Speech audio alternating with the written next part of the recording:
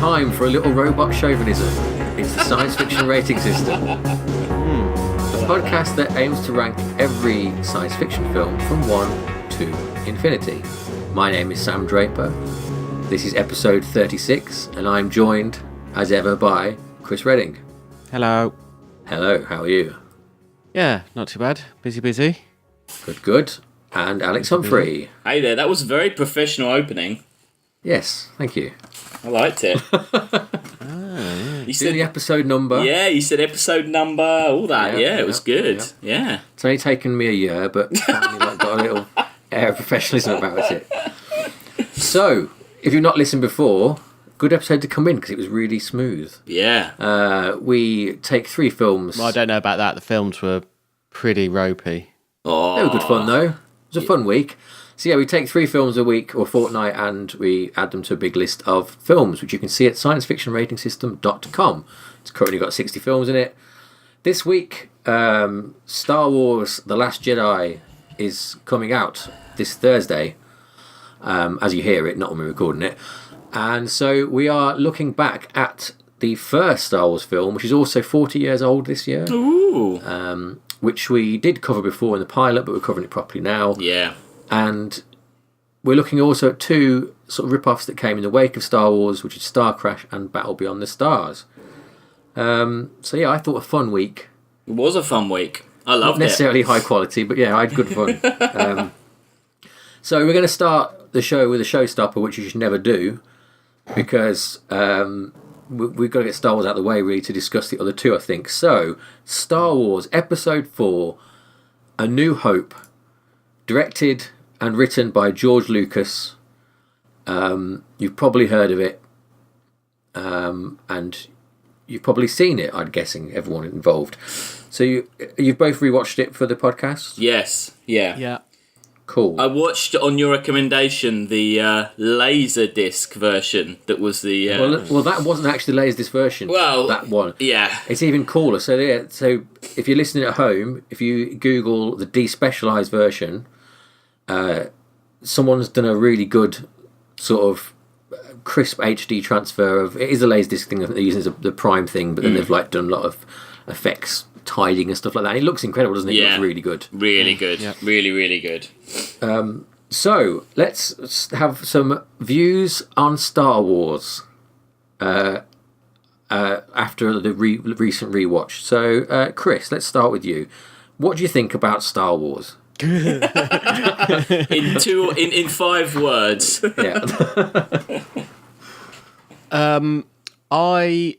I never thought it was the best Star Wars film. Mm-hmm.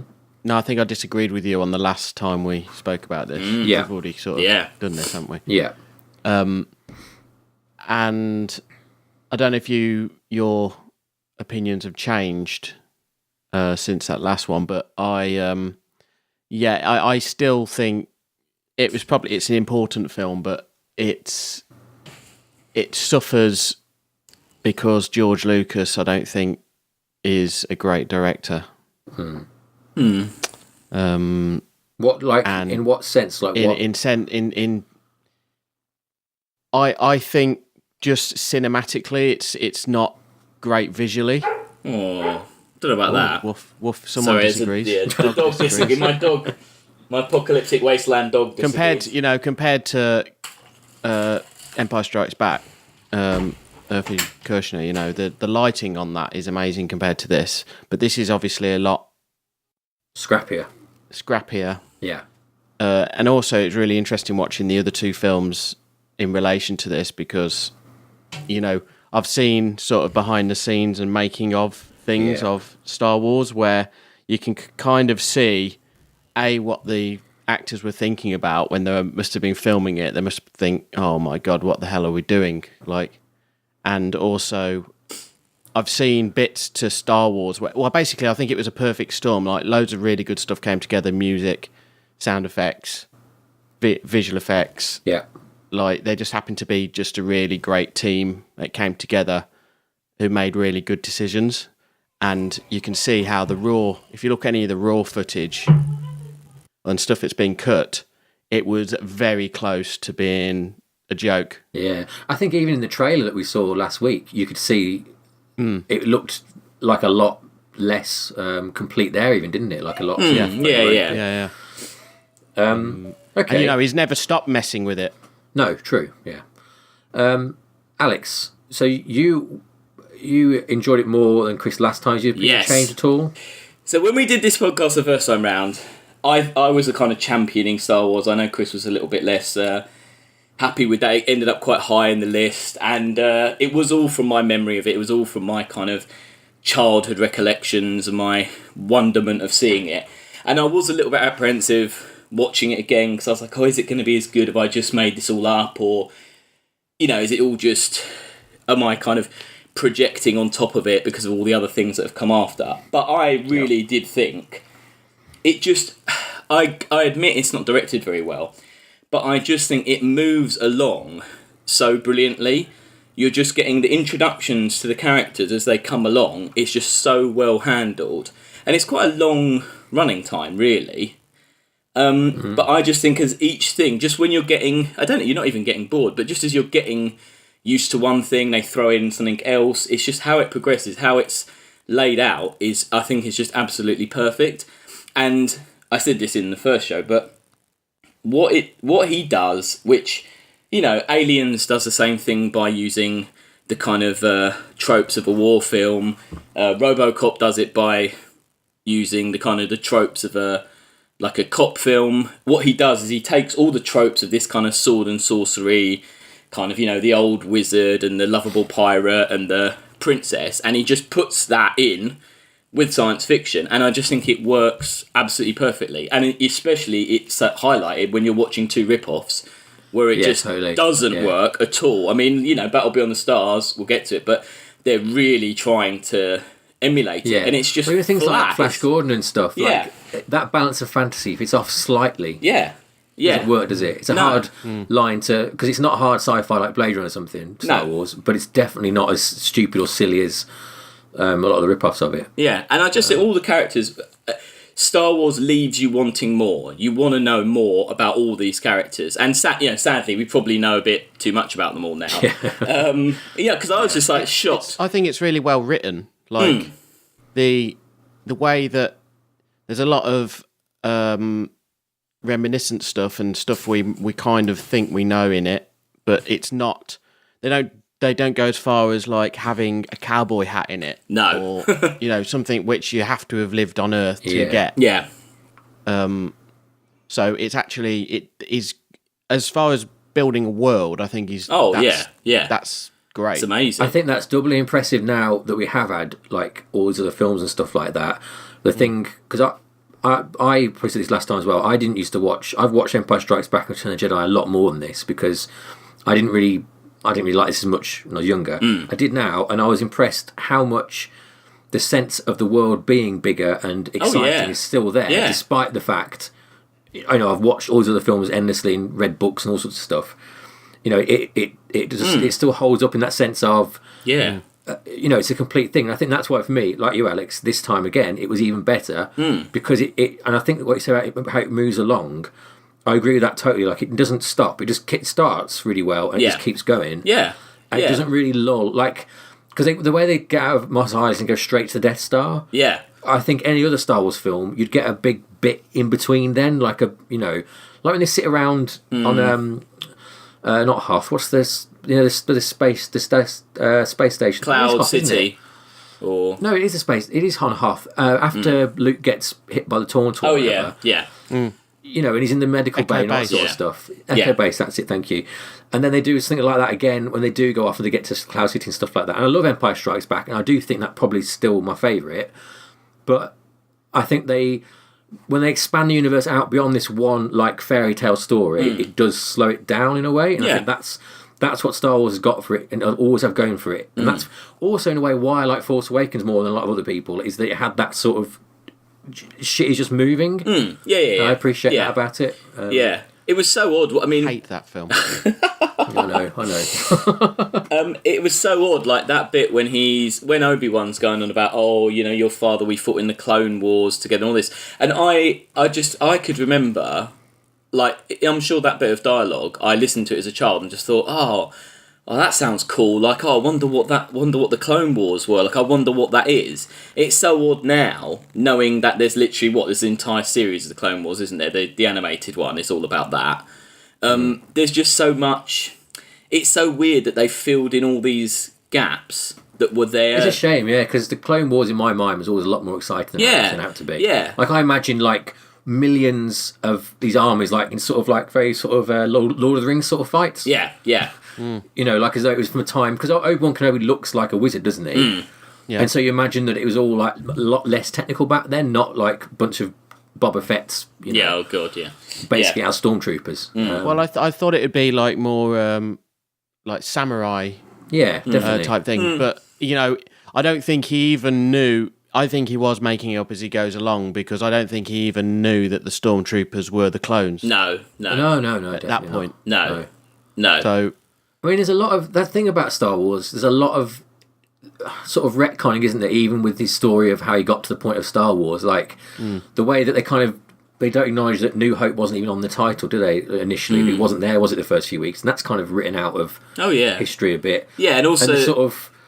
Go on, sorry. No, because I did some reading, but it's silly to do too much. But, like, they were really against the shot of Vader spinning off. Other people were really against that, because they're just like, why are you doing this? And George Lucas was like, oh no, it's like to set it up for sequels. But they were just like, why are you bothering? Like, you idiot, there are not going to be any sequels to this. This isn't, you know... I mean, it's good that it's there, but I mean... It's weird, isn't it, to think... He does... I mean, he plants enough seeds, I think, well enough that there's more to it. You know? But if it just... Yeah. If it had just been that one film, would we all just... would we all just be saying, wow, that one amazing film, it's a pity they never made any sequels, that would have been really cool, you know? I think so, and I think the effort to sort of sanctify what is going on and stuff like that is silly, and they should do less of it. When you consider that until, like... a year before he made Return of the Jedi, Luke Skywalker was, you know, again, wasn't Leia's brother, and they were going to fall in love in Return of the Jedi. Yeah. It's only because he has his messy divorce, he goes crazy and changes it all. And I think that watching it with that in mind, you can sort of take it separate to the rest of them in a way, and think, like, this is just a really good story on its own. I sort of really appreciate it, and I don't think any of them get that again. No. In a way. No. You know what I mean? Like, Return of the Jedi isn't as good if you've not watched Empire Strikes Back and Star Wars before it, you know what I mean? Oh no, definitely not. No. So I think it's quite a brave, you know, as I say, the directing isn't great, but it's quite a brave decision that quite a lot. I did actually even write it down up until you see Luke, which is 16 minutes in. You are actually watching the whole film pretty much from his perspective of R2 and C-3PO. Oh yeah, which is quite a brave move in a weird way, because although they are very likeable characters, it's an odd way to make that kind of a film, because, you know, you don't know at the time there's going to be a human, kind of a very traditional human hero. You could just be like, cool, well, these are my two, I guess this is who who the heroes are in a weird way. It's quite I was shocked by that's quite a bold decision, I thought, you know. Yeah, it's quite a unique thing, isn't it, for this sort of film. I watched The Dam Busters was on the telly the other day, and I watched the whole thing, and started looking it up and how the Death Star trench run. And also lots of other parts of the film. He's used very particular like ingredients from other things, which is great because you know they work. Yeah. And also all the classic archetypes and all the classic story lines and fairy tale things, and it's great. Yeah, he's borrowing from the right places, isn't he? Oh hell yeah, hell yeah. And he's putting, and it's too easy just to say, oh yeah, well anyone could have done that, because the fact is they didn't do it, and in other films where they do it, it isn't as good, and he did it so well, and it is like, you can see all the influences there once you look for them. But he just... And I think the cast is really good. I think everyone is really good in it. I think Mark Hamill's great in it. Alec Guinness sells some pretty... absolutely ridiculous lines. Like, there's some really naff lines, aren't there? Yeah. I think Peter Cushing is, like, such a fantastic villain. Like, it's a shame he dies, really, because he'd have been a fantastic, better villain, I think. Not better than Darth Vader. I think Darth Vader's more iconic, but he's definitely, I think there's a place for him there beyond the first film. And his place isn't in Rogue One. I hate him in Rogue One, the stupid computer thing. It's nonsense. It's an interesting character. It's a good balance, though, having Darth Vader and him. It's kind of... it's a really cool dynamic, isn't it? That they don't explore again after that. That idea that Darth Vader is this sort of dog on a leash, and that you've got the Empire is a separate thing to the Emperor, and they don't necessarily agree with all this mystic bullshit that's going on. I think that element of it is really, really interesting, and it's not the same way that people don't believe Obi-Wan. The kind of Imperial, all the evil people don't really believe Darth Vader, although you see his powers. And that's a really interesting element that kind of just got thrown away quite quickly. Yeah, I mean, by Empire, you've lost it, because it's just Darth Vader going around the galaxy being a badass, isn't it? Like, he's the spearhead of the Force. It's gone, really. Or if they bring it back as a concept, sadly, they do it like Rogue One, where everyone's like, oh, that's silly, and then 3 seconds later, it's like, oh my god, look, they've got superpowers, isn't that cool? And everyone suddenly believes it again. It's not pursued well enough. I thought it was spectacular, especially watching it how I remembered seeing it. With Han shooting first and all that stuff. That's what you want. Yes, I mentioned to Sam there's a Vimeo channel called Filmumentries, and this guy does supercuts of all the making ofs of these films. Oh yeah, he's got a good Jaws one. He's got a good Indiana Jones one on there, but he's got the Star Wars ones on there.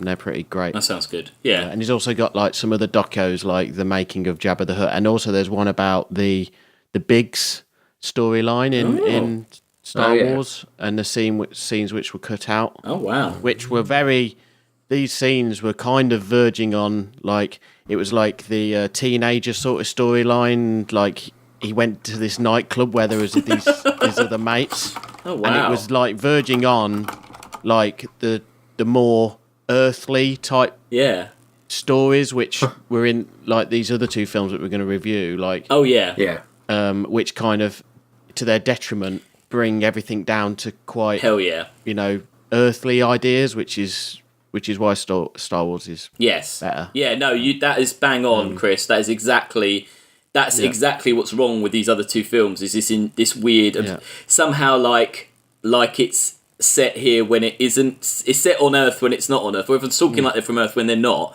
Star Wars gets that right. They don't they don't talk like, talk like you, but just say these silly words. They do talk like aliens and stuff like that. Yeah. So I think there was even like horses and stuff they cut out of it. Like, there's cut some strange things out. Well, some stuff which for the better was out of Star Wars. Yeah, and they're like horses like weird masks on them. Yeah, I know that. Is it Banthas were? There's something on elephants, weren't they? Yeah. Yeah.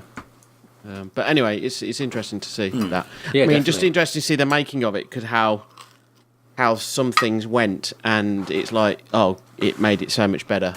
Yeah. I think he just went for minimalism over.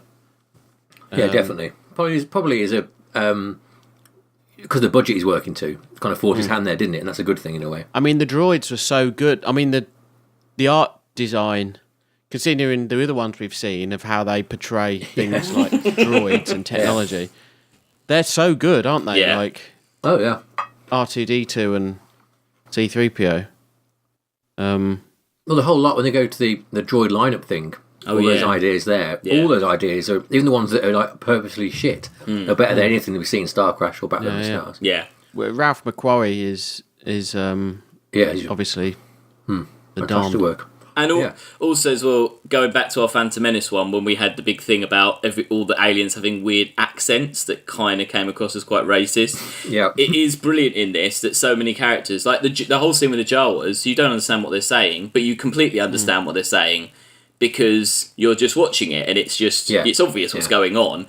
Apart from Greedo having subtitles, which I do get why they're there, everything else just happens and you're just experiencing it. It makes it feel more alien, it's more of a spectacle, and it's just better than just, they speak English but with a weird accent. It's Yeah. I don't get why he changed that. I don't get why. No, it's as far as making a world, he's really done it.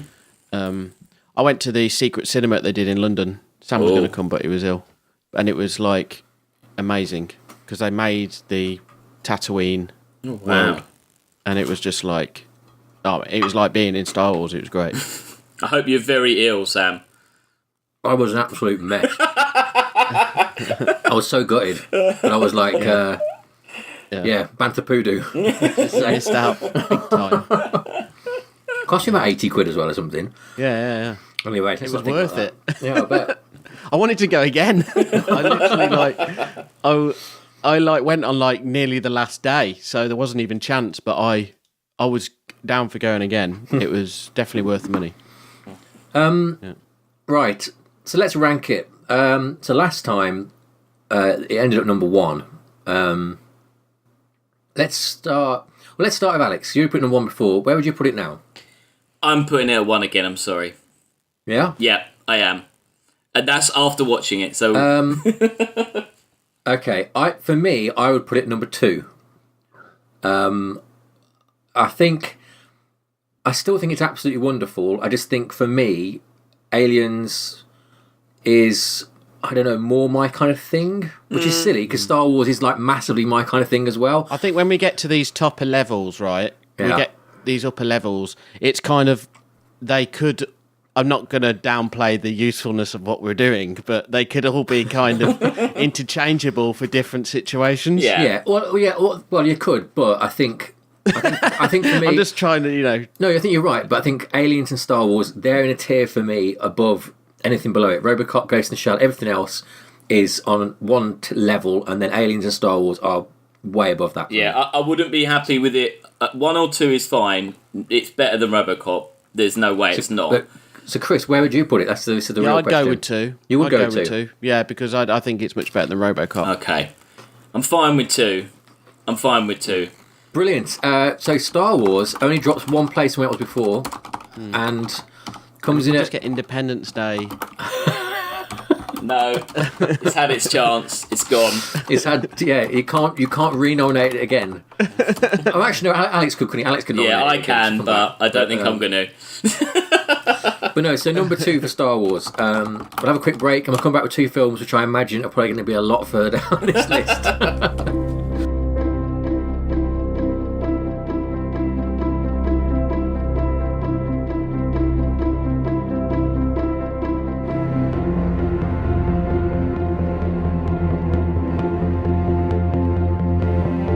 And we're back with our second film of the day. So Star Wars has come out and everyone wants a piece of that sweet Star Wars pie, including Roger Corman, who didn't direct this film, directed by Jimmy T. Murakami. Battle Beyond the Stars from 1980. Probably best known as James Cameron's first visual effects work. And music by James Horner, who does a lot of other stuff. And really the theme for this is fantastic, isn't it? It was stuck in my head for days after it. Yeah.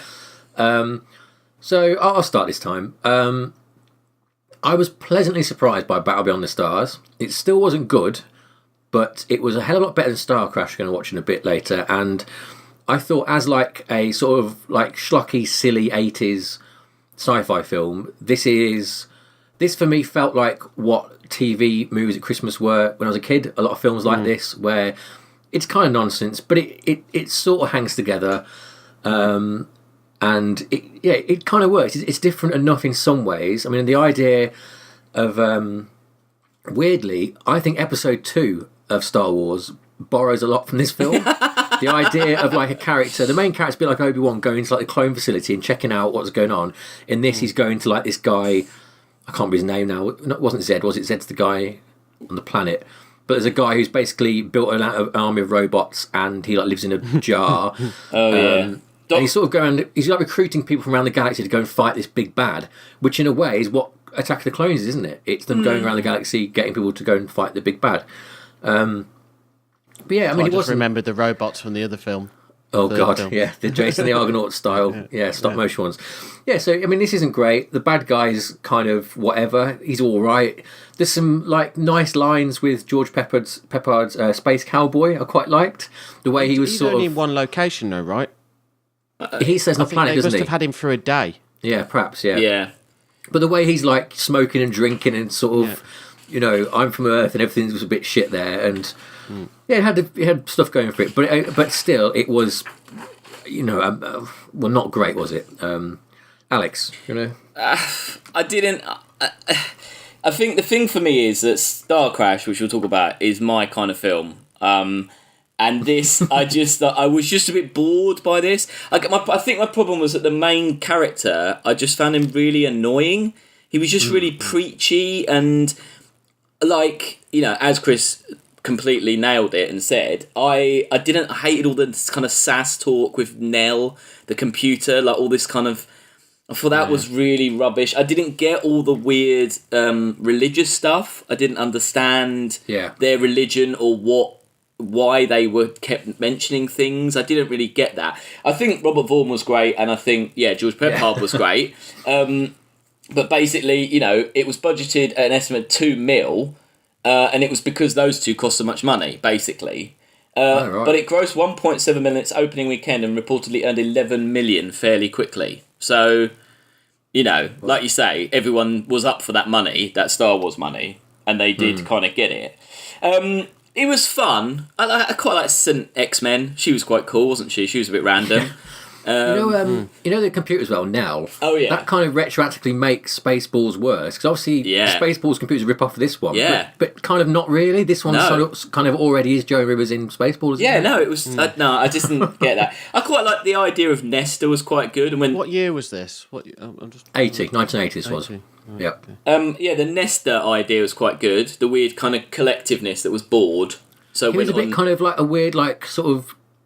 A bit like sort of like Jewish, sort of like he was out of Sleepers, like a kind of Woody Allen character, wasn't he? Do you know who it was? Who that person was? The actor? No, I don't know. It was Dr. Silberman from Terminator. Oh God! You know the doctor, her therapist. Yeah. It was him from Terminator and Terminator 2. Yeah. So obviously James Cameron really liked him and gave him another job. So Chris, what was your take on Batman? I remember seeing this when I was like super young and. As you say, when it was on like at Christmas time, and it kind of like merged these films like in my brain between this and like Empire Strikes Back. I remember and Star Wars because they were like a lot darker and before they all got cleaned up. Yeah, and they kind of all. I didn't really understand the storylines out of any of them, but I just liked what I saw, like spaceships and lasers, and so I remember all that. So that was all. Quite nice.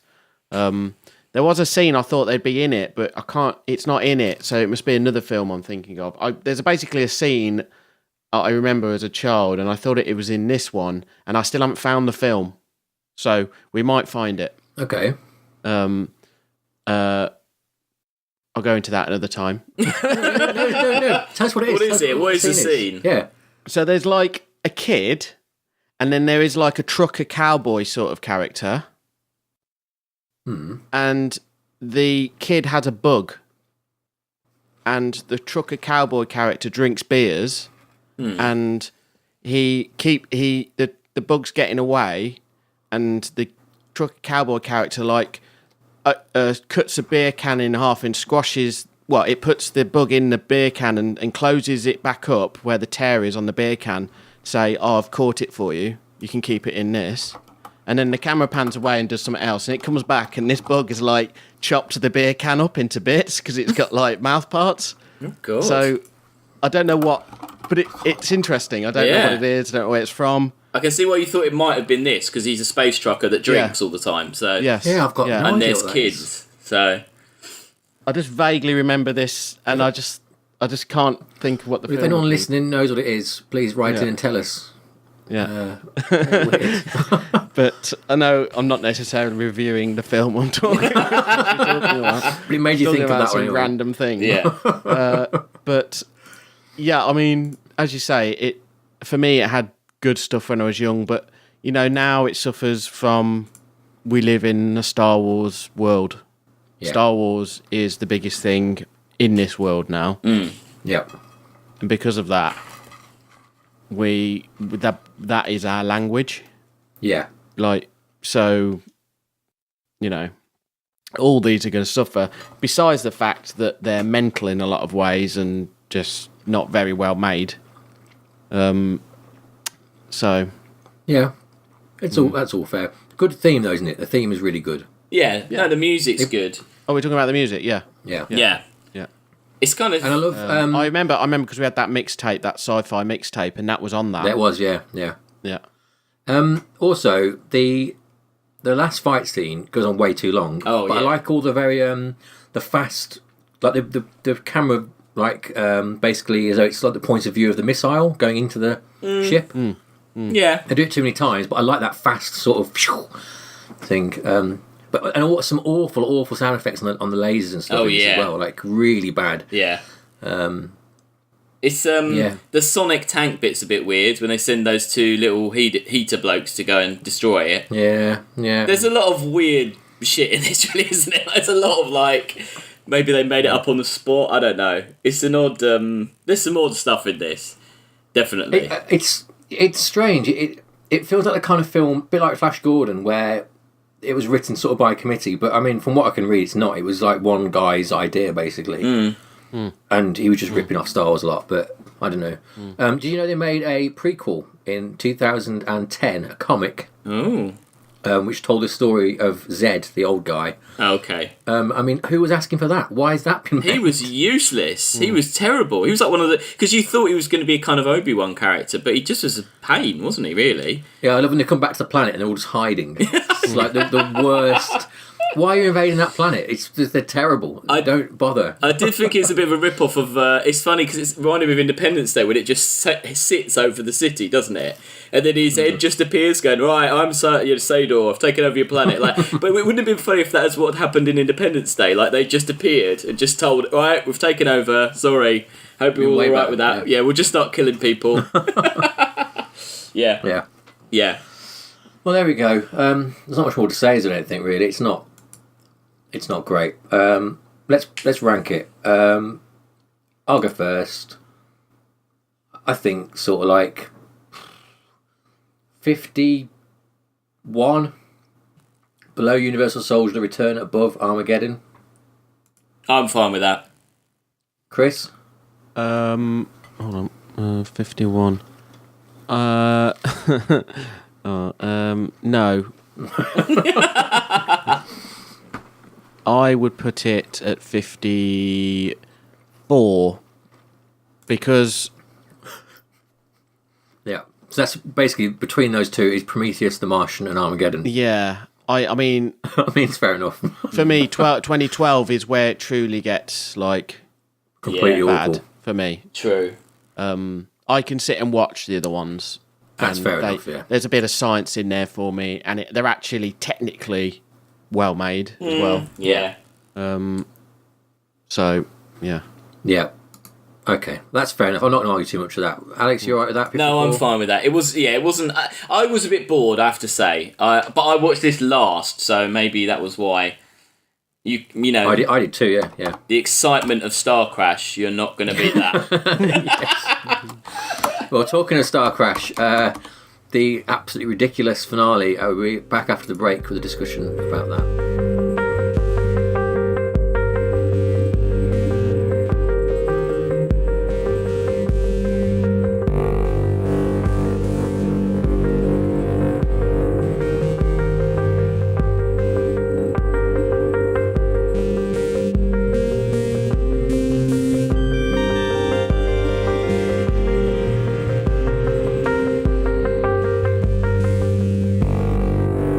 Back with our final film, Starcrash, directed by Luigi Cozzi, written by Luigi Cozzi as well. The only sort of credit of note really here is it's David Hasselhoff in one of his early roles.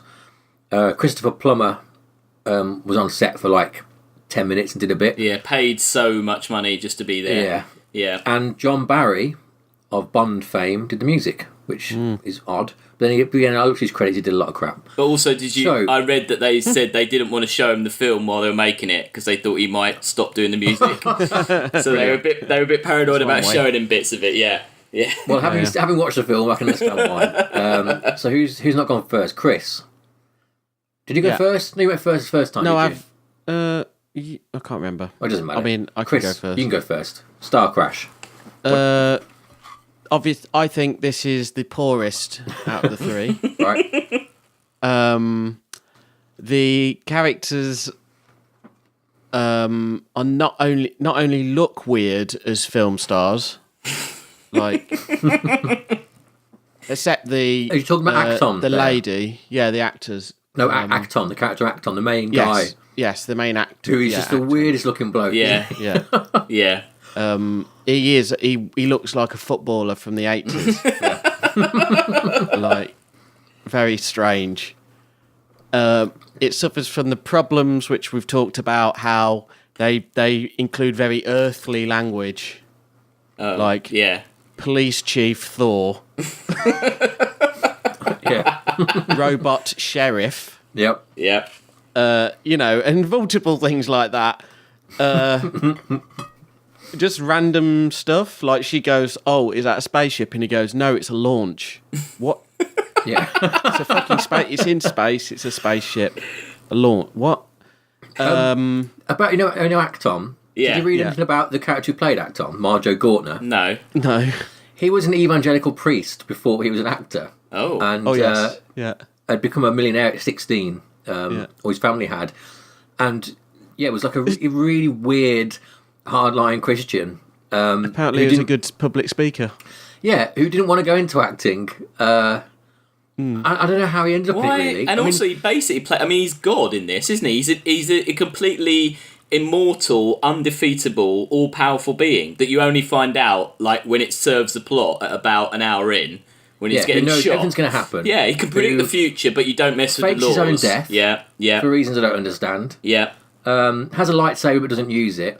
Yeah. There's a really weird line, isn't there, where he turns up to rescue him, doesn't he? Hasselhoff and the woman in it. And she's like, "Oh, you knew it happened, didn't you?"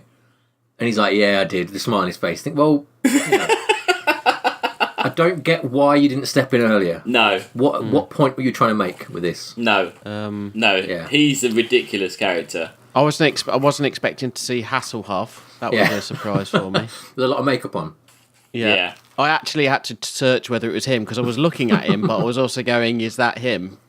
Like, because I didn't quite recognise him. Well, initially he's using his disguise of a lizard with laser eyes, isn't he? Which is a bit. Yeah. But you know, bizarre. Did you read about why that he's got a mask on for that long? No. Because he contracted food poisoning during the shooting of the movie, and a production assistant had to fill in for him in a lot of the scenes, and that's why. So all the bits with him with the mask on, they're not him. Basically, it's just And he did most of his own stunts and accidentally knocked out an Italian stuntman's tooth on the first day of doing stunts. So it was just The only bit I like of the whole film is the multicoloured stars. Yeah, that was nice. Starfields. Yeah. Type things. Yeah. That is all. Alex. Well, I've written down on my notes, I love this film. It's only been on 7 minutes. I thought it was I thought it was just fucking fantastic. I just loved it. It was so stupid. It's exactly the kind of thing I love. Like, just that beginning, they're just shouting at each other, aren't they? They're sitting in the cockpit of the thing, just yelling, "Go to hyperspace! Do it!" There were so many brilliant lines, and I didn't see what's his name, because he has got his full name is because it's Police Chief Thor, isn't there? Yes. But what was it? Space Robot L.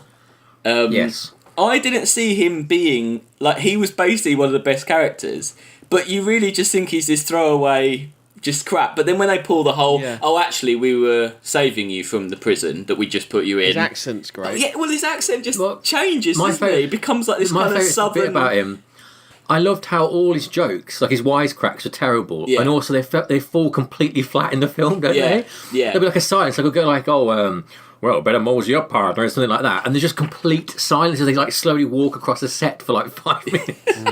Yeah, it's just brilliant. It's so unintentionally. They put random like things in, like when they're getting out of a spaceship, and she'd like jump out, and he was just a bit slower, so they decided to put, my seatbelt's stuck. Yeah, yeah. Or when like just little details to explain. Or when they leave the spaceship in that little tiny little pod thing, and you see the very long shot of them walking up the stairs and it's like a David Lynch film or something, like a one-shot scene of them walking very slowly around a spaceship with nothing going on, no sound, nothing at all, just wandering up this ship.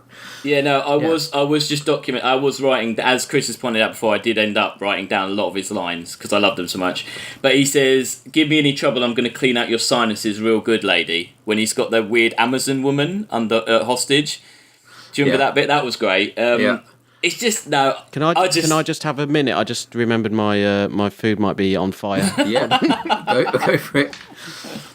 I mean, we can carry on with the Starcrash love, because I think I'll just say, like you, Alex, absolutely fucking loved it. Yeah, it was just truly awful, but in such a batshit crazy way.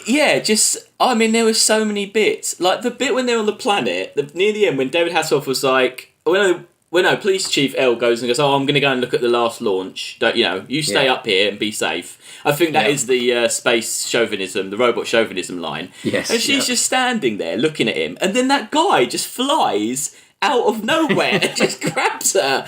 There were just so many bits I just didn't see coming because no one who was sane. The whole Amazon planet. Yeah. Introduced with the Amazon leader going, "I will get my revenge," unspecified revenge, on police. And then when she gets them, "I've got my revenge," whatever that revenge is. Yeah. And then just when you think it can't get weird, they get to the beach, and I love how they don't notice at first the 80-foot robot naked woman. Yeah, and then because it's so huge, isn't it? And they're running down the beach, and then they go, "Oh my god!" We didn't notice this gigantic metal stop motion monster coming at us. It's and then it gets blown up really easily as well. And it looked like it's made by a 4-year-old. I can accept stop motion and all that looks a bit old and dodgy, but the actual model that they're animating is ridiculously bad. The even better model is the robots that the Count has. Oh yeah, They're the episode art for this week's episode, actually. Yes, who look like they've got a colander on their head, and then they're sort of made out of spare car parts or something. Yeah, they're great, and it's with really evil eyebrows. And it's pretty good. That line when Christopher Plummer says, "Oh." They're like, "Oh, we're doomed. We've got 30 seconds," and he's like, "Oh, I'm not the Emperor of the Galaxy for nothing. I do have some powers." And he's like, "Pause the passage of time," like that. Yep. And he just, why? It's just there's no explanation for why their spaceship has that power, and it can only do it for a minute or something, can't it? 3 minutes. Yeah. Also, there's no explanation for why the Count is the Count and evil. He's just really evil. Yeah. Yeah. Soon he will join you as the Prince of Darkness. But what does that involve other than sort of just flouncing about in his cape? No. Weirdly, Police Chief Thor looked a bit like a kind of shit Drax, the Destroyer, didn't he? From Guardians of the Galaxy. Yeah, I thought that. Yeah, no, and the star crash itself, which is basically them crashing a city that is a ship into it's not really. That's a plan they could have come up with at the beginning, isn't it? Just crash that ship into that ship. It's not. I don't know what. Well, they don't need to anyway, because Acton, who I don't know why he decides to die, who's actually invincible, could sure just go and kill everyone, couldn't he? In fact, I wrote that line down when he comes back from death the second time, and Stellar Sar says to him, "I don't understand. You never die." Yeah. No. And then he dies. Yeah. No.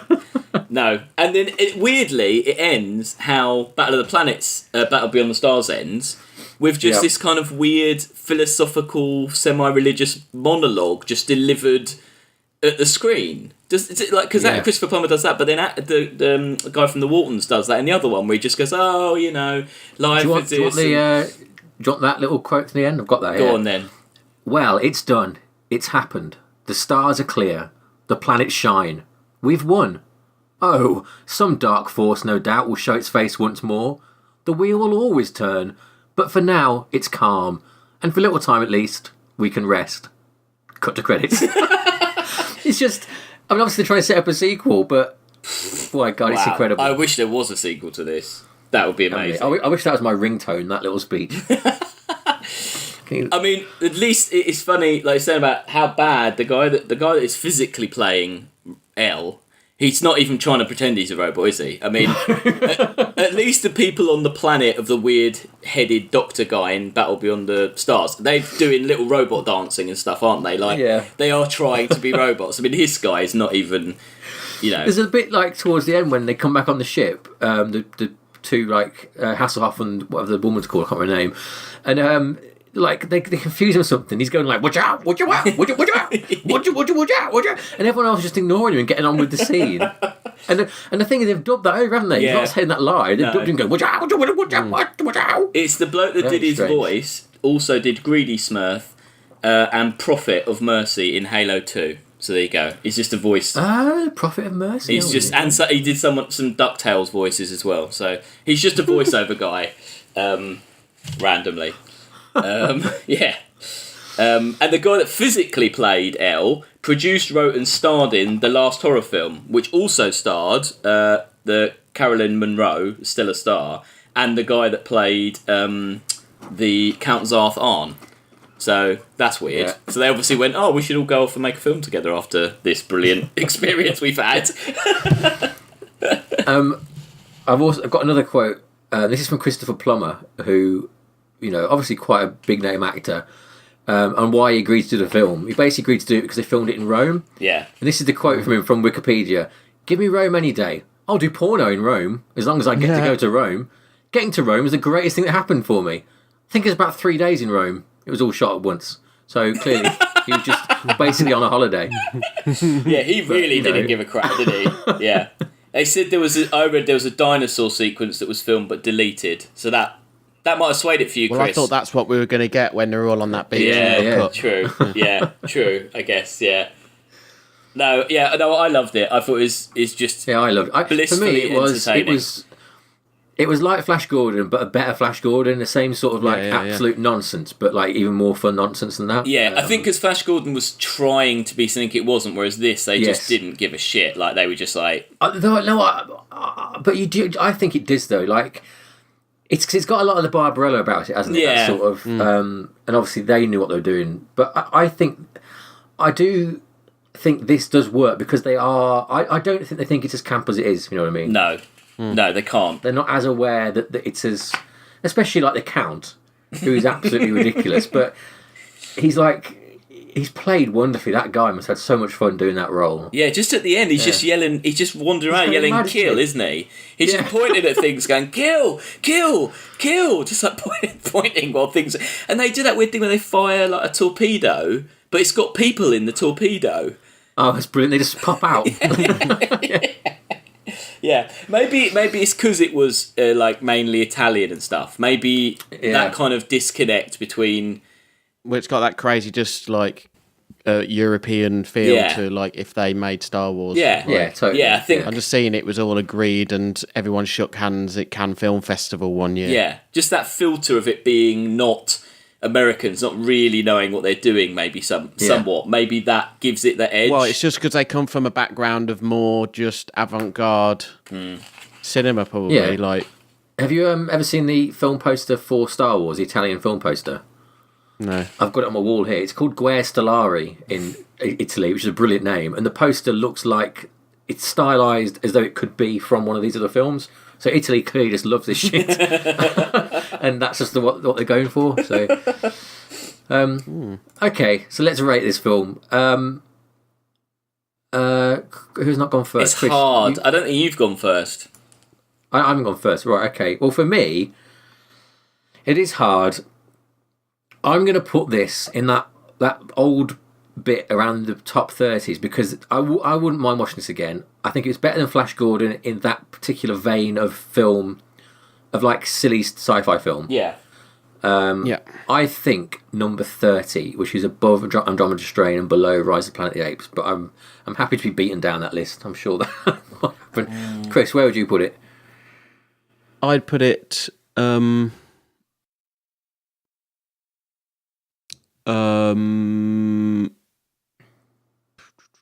probably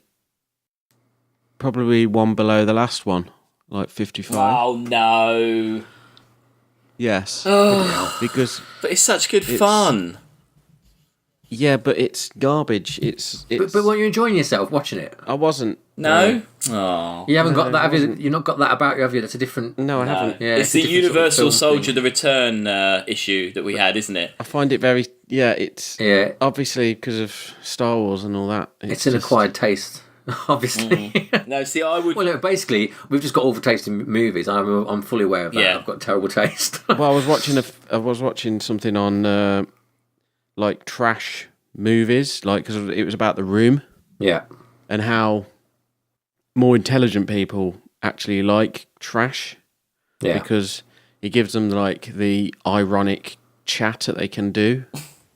Well, also, if you want to get all like really deeply philosophical about it, the good thing about bad movies is that if you like deconstructing movies, it takes away like a layer of complication. So if you like to look at a film and work out what's going on and how it's put together and all the parts of it, I personally, that's the reason I like films like this, is that you can, because it's so badly wrong, it informs why other things get it right in a way. Oh yeah. See what I mean? Like you can learn from it in a way. But for me, I like to be completely lost in something that you're not thinking about that. type Yeah, of stuff. totally.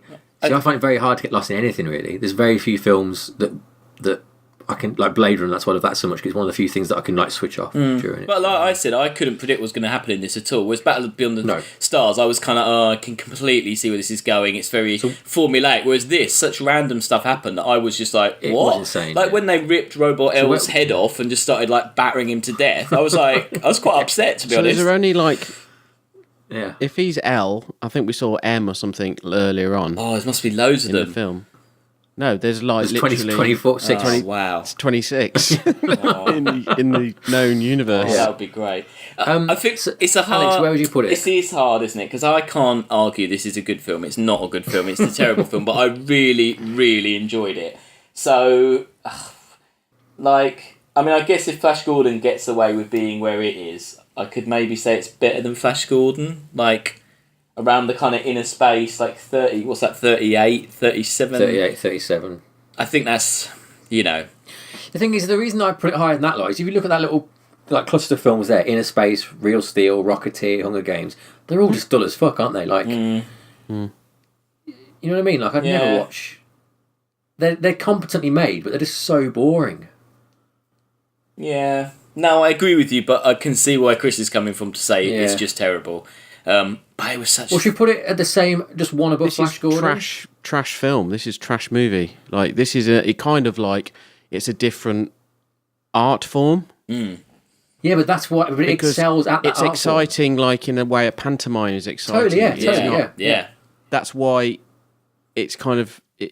It should even be on the list. No, but it should be on it's the science list. fiction. That's why the list is brilliant, because it doesn't work. It doesn't make sense. And that's why the list is great. Yeah, one above Flash Gordon. Come on. I think that's okay. Right, is isn't that it? Chris? Because you prefer it to Flash Gordon, didn't you? Oh, yeah. Well, I mean, I had more of a laugh. It was more funny, but only in an ironic way, like, what the hell? I know, but you're still laughing at it. You know, Yeah. it's still entertaining. Okay, whatever. But I'm just saying that it's not made with that intention. No. But that's what makes it funny. That's why it's funny, though. Yeah, that's why, like... And that's why The Room Spaceballs is isn't difficult funny. to talk about, because it's like... Yeah. I would watch... A lot of people watch that, but it's a really bad movie. Like, but it's... That's the point. Yeah, you like The Room, don't you? But that's... The reason I like that is the same reason I like this. Yes, yeah. Yeah. Yeah. Well, it joined the list at 39. It's that sort of B-movie sort of thing, though, isn't it? It's like people watch it even though they're not good. Yeah. Oh, yeah, totally. They're there for a laugh. I've watched like practically everything Steven Seagal ever did, and nothing is good other than Under Siege 1. Everything else is completely terrible. I mean, don't get me wrong. Under Siege, I'm there. Oh, Yeah. No, it's just very, very... I think it's just, for certain people, like, if you get on with it, you get on with it. And if you are that kind of person that likes bad films, I think this is like... Yeah, you it's need one to of those. see this film, basically, because it was... I thought it was hilarious. It was shown projected onto a planetarium in Bristol a few years ago. Really? How good would that have been? Oh, Watching wow. the planetarium. Oh, my God. What, the inside or the outside? The inside, yeah, you can sit on the seats and watch it above you. It would be fantastic. Wow. What a weird film to pick. People ask for their money back. No, I think it was called Bad Film Club or something. So they knew what they were getting into. Say, like, we should project Star Wars. We can't afford it. What can we afford? Got Starcrash. Right, so there we go. 3 more films join the list. We're up to 63 films now. We've added Battle Beyond the Stars at 55, Starcrash at 39, and coming in at number 2, Star Wars 4: A New Hope. It's the first new top 5 film in a while. So, that's it. Join us next time, and we'll be previewing 3 films to do the Ice Age, because a new Ice Age, because winter's coming. And to be honest, the way the world's going, the new Ice Age probably isn't too far off, is it? So we better get some tips. Hey, and they should also look out for our kind of review of the year that's coming up soon as well. Yes, true. Any, I'll say anything you want to say about it, email us in, but I think we'll probably be recording before this goes out, so you probably have about 12 hours to get your thoughts in, so get your thoughts into it. But yes, you can't hear us. Me? Hello? Oh, I can hear you. Oh, fuck. Chris is gone. Well, I'll just say yes. There is an end of year special coming up. We're going to talk about some things from 2017, but not put them on the list. Just a little bit of an informal Christmas jape. Yeah, chatter round the fire. Have some mince pies. Yeah. Exchange gifts. Yeah, I've got a couple of surprises lined up for that. So sing a carol or two. Maybe watch the Star Wars Christmas special. Happy Earth Day, isn't it Earth Day? Is it Earth Day? Yeah. I think it's Earth Day. Yeah. Right, well, yes, get your thoughts in about that and check us out at sciencefictionratingsystem.com. The list is there. We're on Facebook. We are on Twitter at SF Rating System. We're on Instagram at Science Fiction Rating System. The podcast, by this point, is probably also now available on Spotify, if you prefer. Wow. Submitted that today. I think we've been okayed, so we should go on to that. Oh, that's exciting. So more places to get us. We're at iTunes, we're at Spotify, we're at sciencefictionratingsystem.com, or all your podcast apps. We're everywhere. Tell your friends, rate us on iTunes. That's it, I suppose, isn't it? That is. Sorry that Chris can't be here. Yeah, we'll say bye on behalf of Chris. Actually, he's saying something. What's that? Oh, I was wrong. Starcrash is actually the 3rd best film of all time. Okay, fair enough. Late entry. All right, number Chris. 3. Yeah, we'll make an exception for you. Don't normally re-rank things, but just as it's you, Chris, we'll do it. Right. Goodbye. Bye. See you next week. Bye.